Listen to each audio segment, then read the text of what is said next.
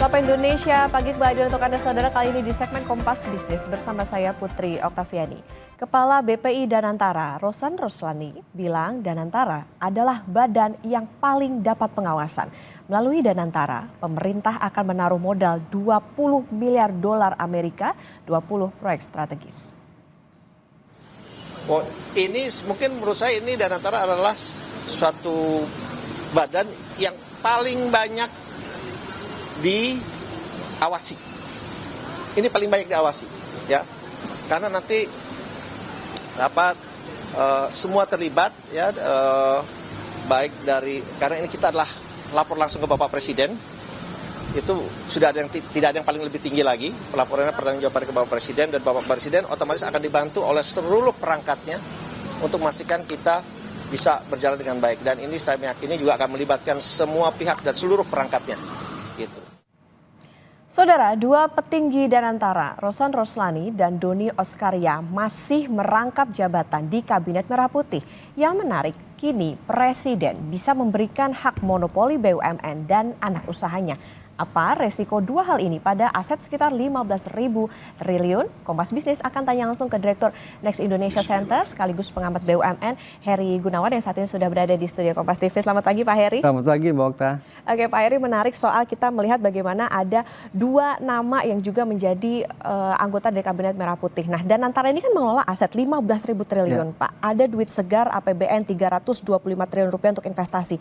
Apa resikonya kalau tadi regulator jadi operator? Kalau kita analogikan bola, wasitnya ini ikut main di lapangan. Betul. Ini jadi persoalan gitu. Jangan lupa, ya, Danantara ini kan, ini sovereign wealth fund.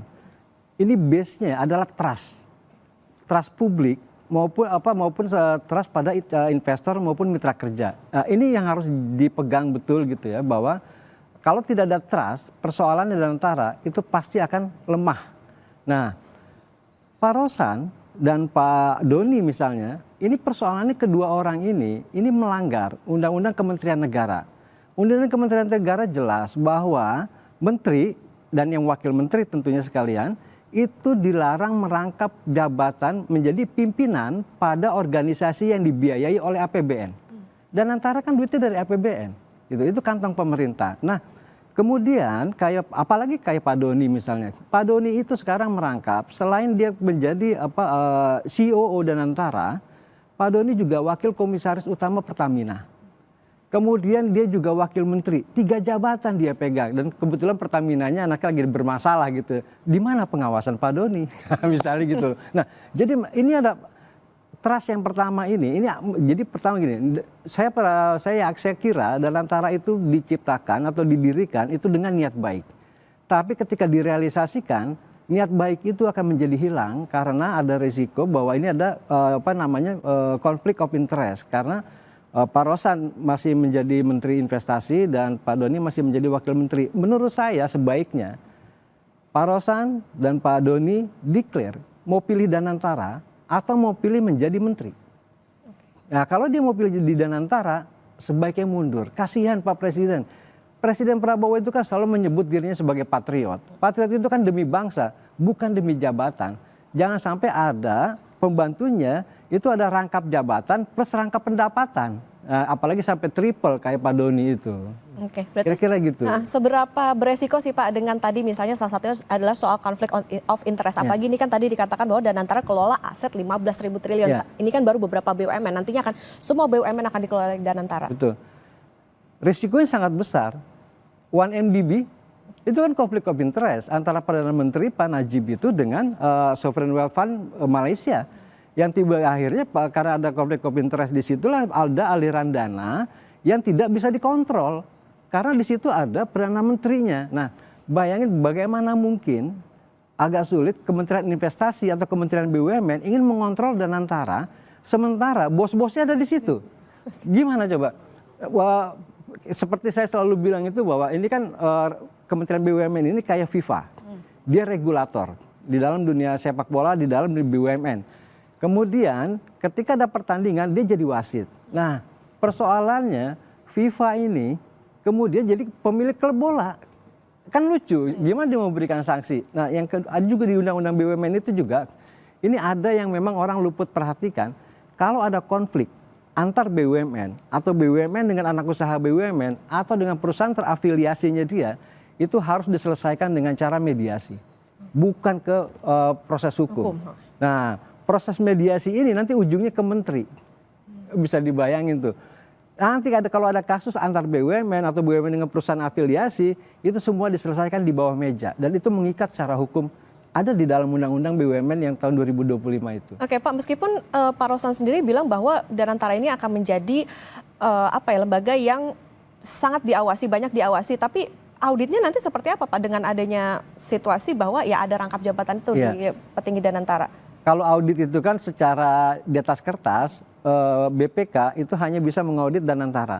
Karena Danantara itu adalah kekayaan negara yang dipisahkan. Nah, di bawah Danantara, ini lagi hak istimewa nih, hak istimewa dari Danantara.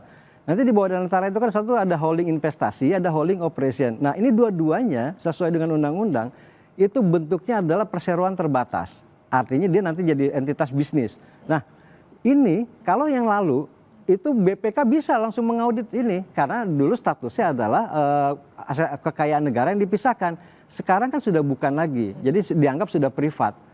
Nah, jadi nanti itu BUMN ini kalau dia pengen diaudit oleh BPK itu harus tujuan tertentu, artinya harus minta izin dari perangkat di DPR atas permintaan DPR. Oke, Pak Heri, selain tadi ada dua nama Rosan dan juga Doni Oskaria, tentu nama Erick Thohir juga jadi menarik, Menteri BUMN tapi juga Kepala Dewan Pengawas Danantara. Posisi Erick ini akan menimbulkan masalah nggak sih Pak di kemudian hari?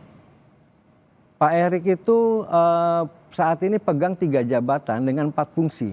Nah itu menarik. Satu ya, dia sebagai menteri regulator. Karena dia Menteri BUMN. Kedua, dia sebagai kuasa pemerintah pemegang saham Merah Putih yang 1% dengan hak-hak istimewanya. Yang ketiga, Pak Erick itu Dewan Pengawas INA. Jadi LPI Indonesia yang sudah ada. Nah sekarang yang keempat, Pak Erick itu menjadi kepala ketua Dewan Pengawas Danantara. Menurut saya ini potensi terjadinya moral hazard. Kemudian potensi terjadinya konflik of interest itu sangat tinggi. Dan bagaimana mungkin Pak Erick itu ingin memberikan pengawasan. Pak Erick ini kan seharusnya menjadi wasit nih. Itu BP Danantara lo melanggar ya. Ini holding investasi atau holding operation. Itu jangan lewat garis itu, bahaya gitu kan. Tapi dia ngomongnya ke Pak Doni dan ke Pak Rosan gimana. Sementara kita tahulah udahlah secara senioritas Pak Rosan ini lebih senior dari Pak Erick gitu ya. Jadi dari segi pengalaman segala macam, nah itu pasti ada entah itu ada kesungkanan, makanya saya nggak percaya bahwa itu bisa diatasi. Tunjukkan dulu dengan bukti sekarang bahwa pemisahan regulator dengan operator itu harus tegas. Ini nggak bisa ditoleransi. Ini adalah modal besar untuk kepercayaan publik, terutama investor pada Danantara. Kalau itu tidak dilakukan, tingkat kepercayaan publik itu akan lemah gitu. Oke, karena balik lagi kalau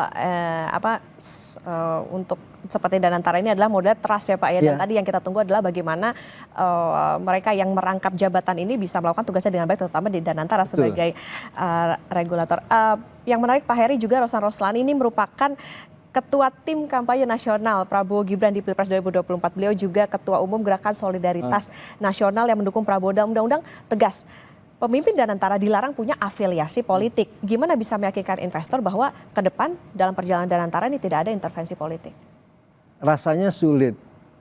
Pak Rosan akan meyakinkan kepada para investor yang benar ya, untuk meyakinkan bahwa kita ini independen, kita ini banyak diawasi. Sulit. Sekarang gini, Pak Rosan kan pastinya paham lah cara kerja investor itu, Mbak Okta ya.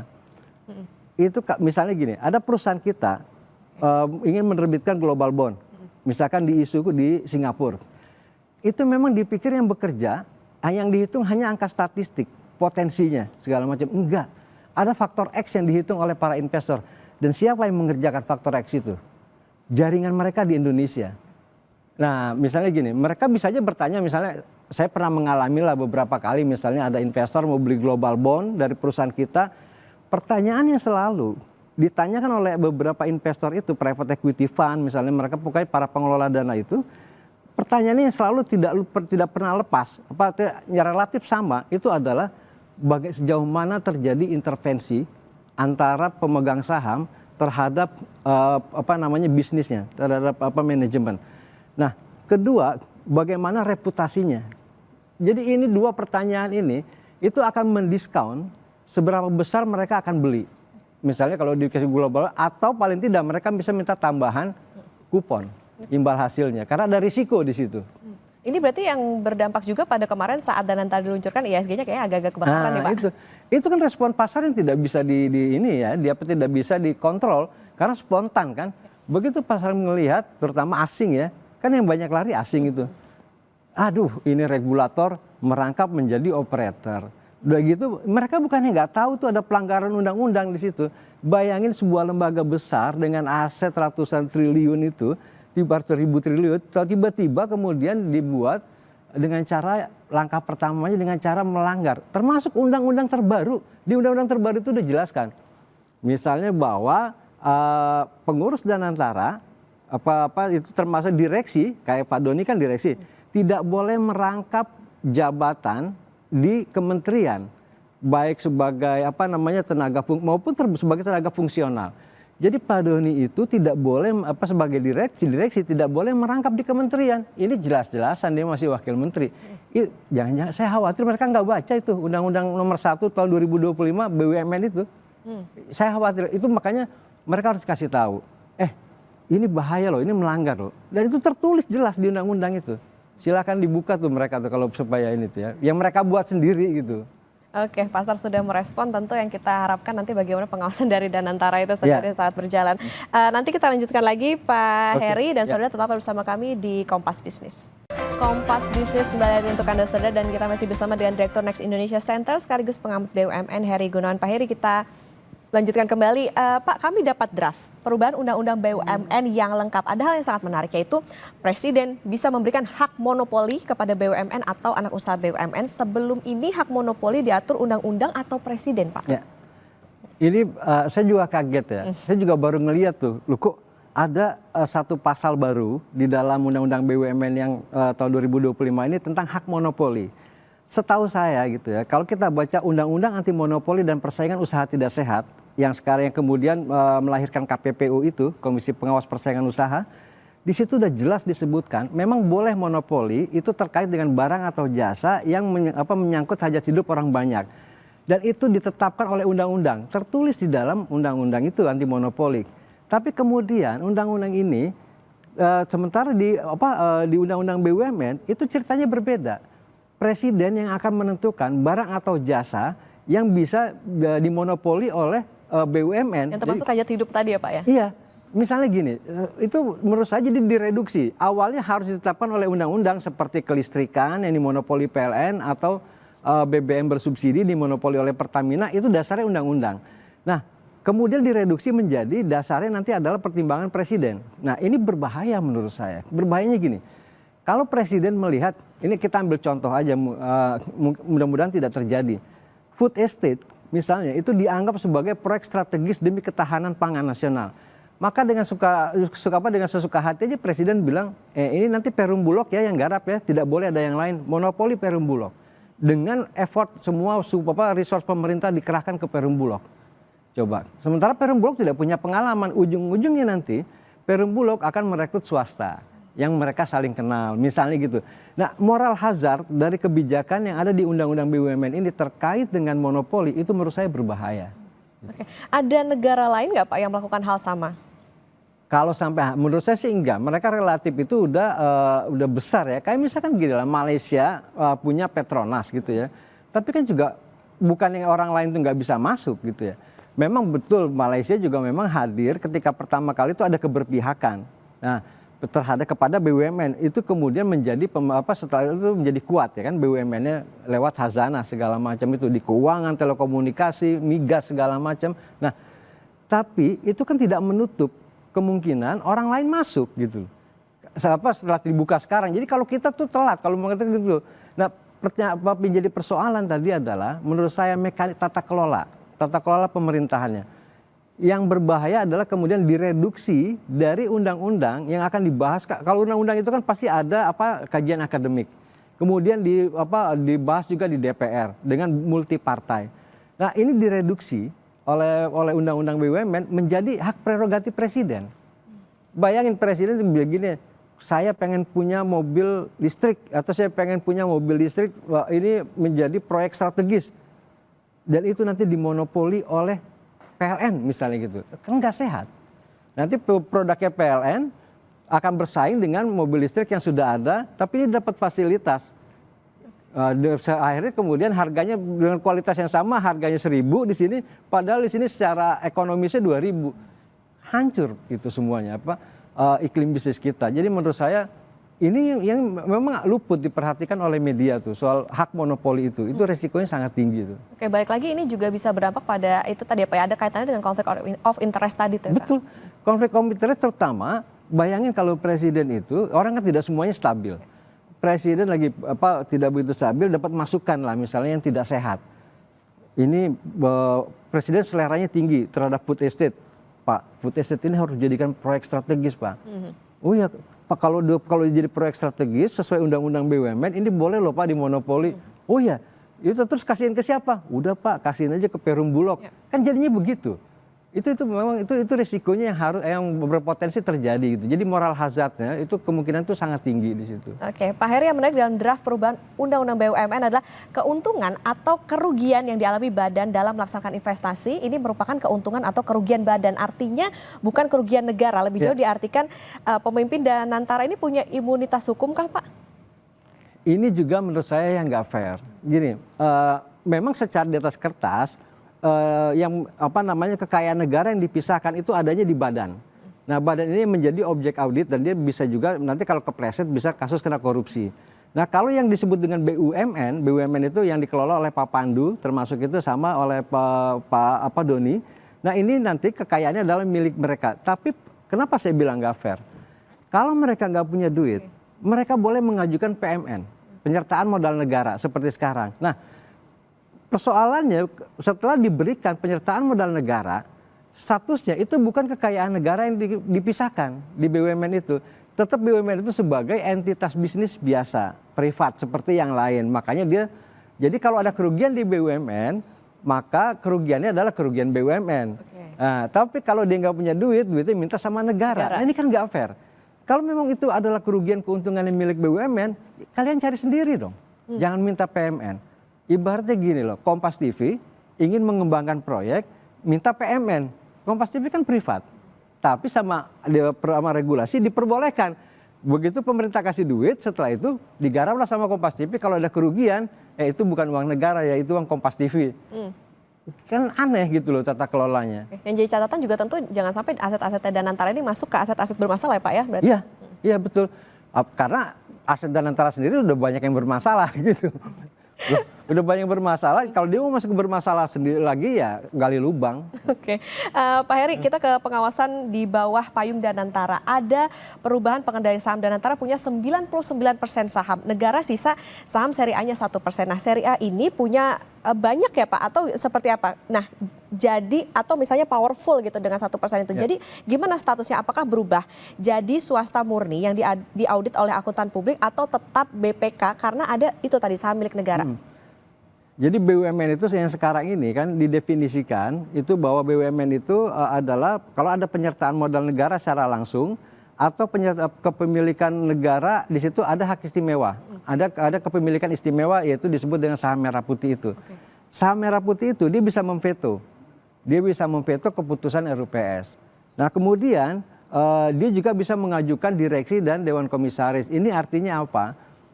Dulu Kementerian BUMN sebagai agen tunggal penyalur komisaris dan direksi BUMN ini masih tetap dikendalikan karena yang megang kan Pak Erik. Satu, dia pemegang sebagai kuasa dari pemerintah. Kedua, dia juga sebagai kepala pengawas Danantara. Jadi artinya pintunya masih sama nih. Nah, paling yang bawa-bawa bisa ngusulin aja, Pak tolong dong Pak masukin sini misalnya gitu ya. Kalau memang Pak Erik bilang enggak gitu. Nah, itu hak-hak istimewa. Dia juga bisa mengusulkan kalau manajemen sudah menyatakan nanti kita rapat RUPS itu agendanya 1, 2, 3, 4, 5. Pemegang saham merah putih ini bisa bilang tolong tambahin menjadi 6 dan 7. Jadi dia bisa masukkan gitu dan itu akan dibahas di RUPS. Nah, itu memang hak-hak istimewa yang akan dimiliki oleh pemegang saham yang 1% itu. Dan memang banyak sekali hak istimewa yang kemudian dimiliki oleh BUMN. Kalau dulu gini Mbak, BUMN itu bisa mengalokasikan dananya untuk memberikan pembinaan kepada usaha kecil, kepada koperasi dan kepada masyarakat. Itu di pasal 88 Undang-Undang BUMN tahun 2023. Yang baru itu dicabut.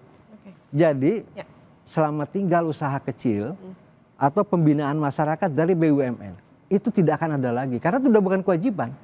Gitu. Oke, ini tentu yang harus diperhatikan oleh masyarakat dan juga jadi catatan untuk negara karena tadi ya Pak ya soal imunitas bagaimana dipertanyakan terutama juga bagaimana terjadinya rangkap jabatan oleh para konflik of interest juga ini tentunya nanti akan menjadi catatan dan juga ya tentu Danantara hadir dengan niat yang baik tapi nanti bagaimana ke depan pengawasan maupun juga auditnya ini yang tentu ditunggu oleh masyarakat. Terima kasih Direktur Next Indonesia Center sekaligus pengamat BUMN Pak Heri Gunawan sudah bersama di Kompas Bisnis. Selamat Pak Heri. Terima kasih Mbak Okta.